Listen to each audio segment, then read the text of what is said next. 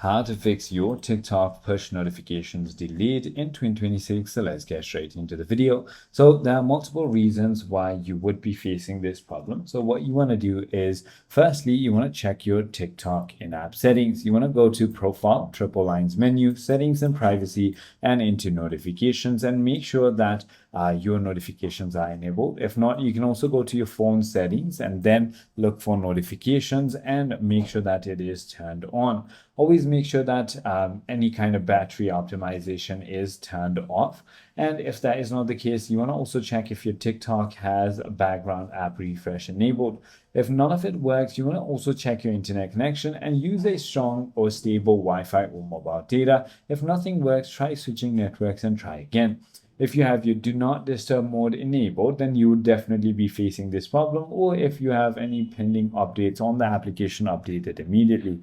I hope this video clarifies everything for you. If you have further more queries, feel free to comment down below and I'll see you on the next one.